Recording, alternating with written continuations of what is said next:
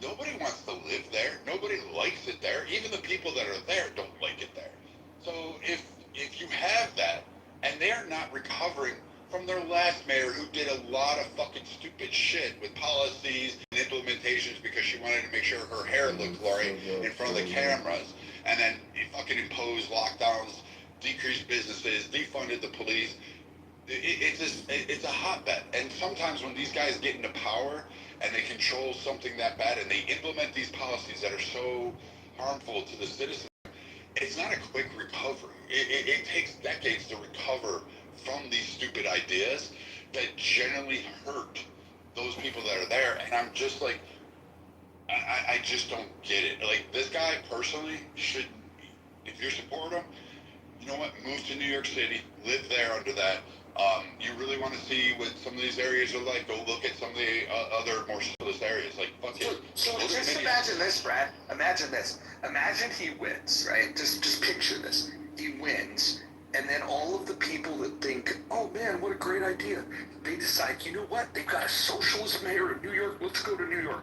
So then you get all the fucking socialists and socialist sympathizers to go, and then you get all the capitalists to fucking move out. Like, like, it would just be beautiful to watch, like, you know, like what would happen over a 10-year period when their policies are the ones that are put in place, and when the people that like those policies, like, capitalism can only be leached from so far. And what they're going to realize is that, you know, the only reason they even get an opportunity to you know, to enact some of these policies is because they're a parasite that leeches capitalism. I agree. And here's another case in point, because I just remember this. KK had talked about this a while ago. Cuomo himself, during the pandemic, came on public TV and pushed back against a lot of these socialist ideas. And one of his closing arguments is, I'm asking my rich colleagues, I'm asking for the wealthy investors, I'm asking for people to move back to the city. And they're telling me no. We can't implement a lot of these socialist dream wishes because they won't come back and invest in here. And those companies and those people still haven't come back to New York City. And if you push them out further, those investments going to Dallas or Florida or Carolinas, they're going to stay there. They're not going to relocate billions of dollars to operate in another state and then say, you know what, oh, New York City, they just had a bad idea. They're never coming back. Once you lose that financial market, your fashion market, your power, New York City's excellence is not recognized around the world. That market will move, and you'll have places like Dallas recognized as the epicenter. It'll become one of those, financial markets where the movers and shakers go to. And if you think they won't, they already did it once, and that was just under the pandemic, and they had a centrist, if you want to go Democrat, that was kind of retarded, but he at least kept that, he recognized where his bread was buttered and where most of New York City bread was buttered. And he had losses. If this guy gets in there, it's fucking done. Just look at AOC's district. She's not brought one single job to her district. She's not contributed, and her district's a shithole. And it's all progressive socialist run. Nobody wants to live there. Nobody enjoys it. Don't a lot of those companies already have an exit strategy, like other offices elsewhere to move? A lot of the bigger financial institutions. Yeah, they're most of them are already operating out of Connecticut. I think Roger's more well versed in the economic market movers and shakers than I am. But I know that they have offices that they're developing there, and they're also building them in Austin, in Texas. You have even California's hemorrhaging movers and shakers there. They're already building in Houston, Texas. Like, they're taking Texas. So if Texas becomes the financial capital of the United States and the big mover and shaker, you think somehow a very vastly Republican state is going to, sit there and tolerate like a New York? No, they're not. They're going to keep those financial interests afloat. They're already moving. Just look.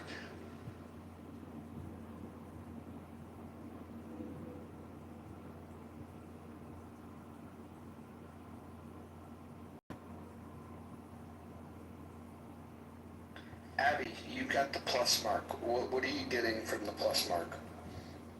Oh, I have no idea. I just clicked on it. So what am I getting from it? I guess the anonymous thing, if I want to use it. I was just going to ask, have you used the anonymous feature, Abby? Hold on one second. I'm just getting my car somewhere. Have I used it? I used it in one of the hate rooms. And one of the very liberal rooms. And two, I've used it. Just because the one guy calls me out and yells at me if he sees me in the audience. That is the exact same reason, well, almost, that JB said he uses it, because he wants to anonymously check out rooms where people constantly call him out and disrespect him. Yeah, those are cowards, though. Those are always cowards. So like you can identify. We're not new to Clubhouse. We're all old veterans of it. Like the same shit happens to Roger, happens to me. They'll create a room, call you out, and say, "Oh, what a danger and threat you are to democracy for your ideas or viewpoints or your comments." And then, it's speaking from some Brazilian fucking embassy. And then bingo, that's the guy. and then when you go in there and say, "Here, challenge me," or come up on stage and challenge me, what do? They run and create a room, and then they have these whole socialites. Oh, like I know best, dude. You played a guitar your entire life, and we're a welfare cup. That is the extent of what your contribution is. Like, don't spare me with your fucking intellectual knowledge on how the U.S. government and geopolitics and how cultural wars are significant to you. Like, peace, love, dope. You should have stayed in the 60s. Well, that, if I may very quickly, that room that both of you are referring to is admittedly an echo chamber. They don't want to hear opposing opinions. And even if you're in the audience listening, my understanding is if they know you to be, it could be very respectful, very well-versed, very expressive, but it's the opposing opinion, they will kick your ass out of there. That's why I miss Greg Sattel. I honestly do. Having met the guy, I miss his dog walk rooms. I could argue with him till he would get mad as hell. But you know what? The man would sit down and have a beer with me. Greg? Yeah, Greg. Yeah, I met him. And I had coffee with him. I totally agree with you. You can sit down and talk with him. Yeah, I loved him. I loved the man. I still consider him my friend today. If he called me up and said, "Hey, I need you here," I'd show up. I'd be ready to rock and roll. So here's the difference with Greg and those people, because he agrees with them on like probably 98% of the issues. The difference is he also, as a first principle, is a heterodox thinker, and he will allow room for you to disagree. And so he was, I don't know if you guys remember, they tried canceling him and went into this big old thing about how he was such a bad guy and a misogynist and this and that and the other thing. And I disagree with Greg on virtually everything, but I have a lot of respect for him in the fact that he can represent what he believes, and he can have a conversation with people, like just as you were saying, you could have a beer with them. The difference is that he's not threatened. Like when you start taking these political ideas and then like make it part of your personality, then when somebody disagrees with you, you feel like like threatened in some way. And I think that the intelligent people, and Greg is one of them, are able to have those conversations without feeling threatened, because he genuinely believes he's right. He genuinely believes that his ideas are best, and so he's willing to listen to yours, and he'll try to convince you where you're wrong, and have those conversations. The others, they don't want to have that conversation, and they don't want to have that conversation because they just don't have the depth. And so that's the thing. When they try to dismiss you like that, they just don't have depth. Well, it's similar to there's a couple other rooms that are run, like the one that has Alzheimer's thinking forum. That one is again, it's just a collection of people, and not all of them, but it's like any amount of disagreement is immediately condemned and shot down, and it's like it turns into a whole rally.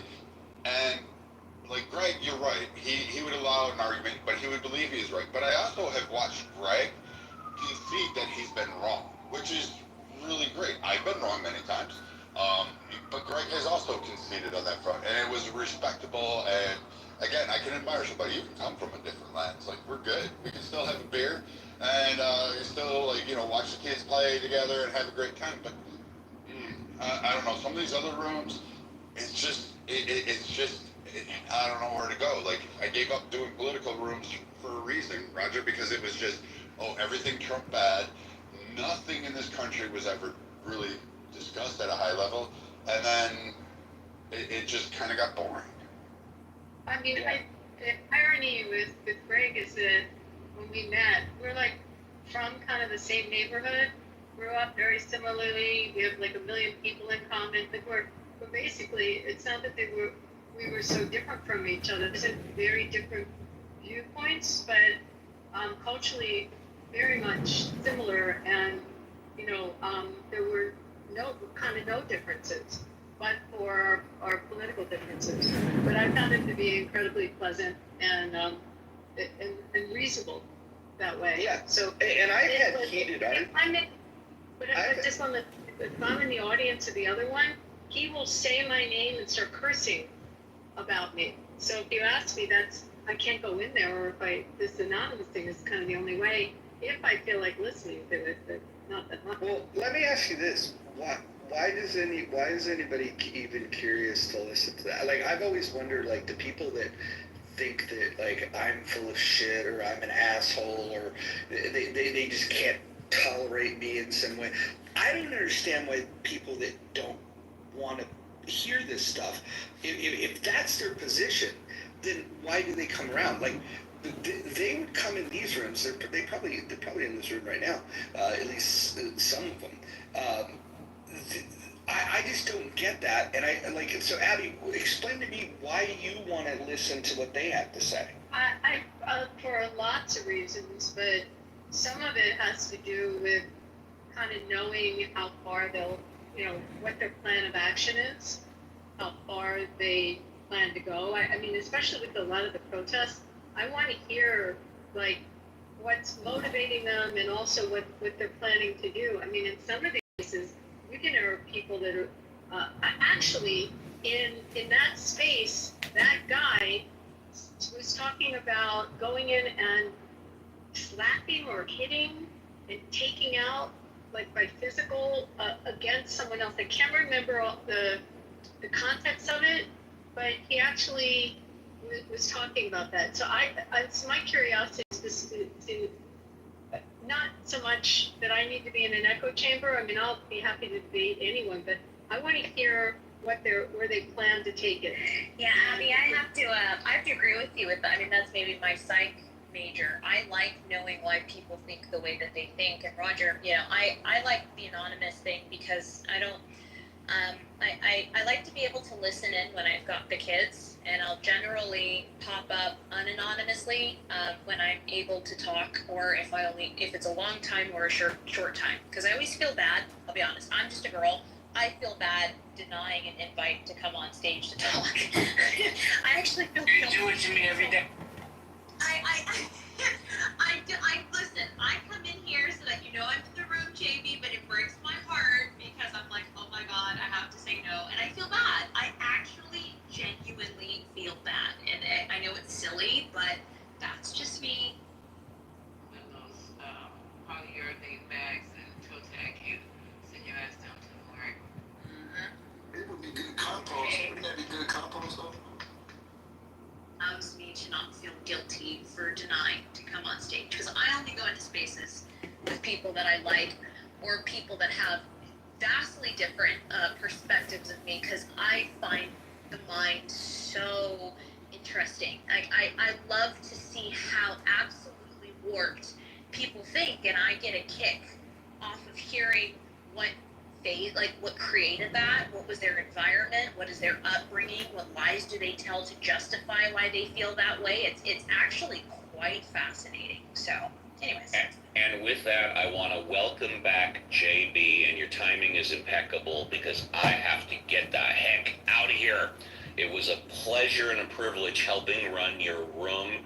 Goodbye, everybody on stage. Goodbye, everybody in the audience. And a shameless plug, and I'll land it here. For those of you that have not been to my Saturday or Sunday morning rooms, you all are encouraged to come in, get your fresh five. Even if you totally disagree with me, just have a take and don't suck. Be careful on the clubhouse streets. Ciao. Thanks, Caesar. But I wanted to say, Roger, the reason I'll listen to them is because it saves me the hours of going through and having to research it through Twitter or online news sources. Because I could read CNN, like I don't pay attention to a lot of any of the primary news sites, Fox, CNN, or them. I'll actually research and kind of look at what's trending and see and dive into it, and watch the U.S. government sites as well as some state government sites. But when I hear these guys, it's like it saves me time, like having to read or look through the twaddle that exists on like Clapper, Crapper, Twitter, Twatter, Extra, whatever the fuck app that there is out there. I don't really want to sit there and spend my days doing that, and I work while I'm on Clubhouse. Like I'm spending my time fucking right now working. I don't want to have to deal with that shit. Really? You're working while you're talking I on hear what you're Clubhouse? saying. I guess and I used to like hearing this stuff, but now what I realize is that they're so diluted that their thoughts don't even make sense.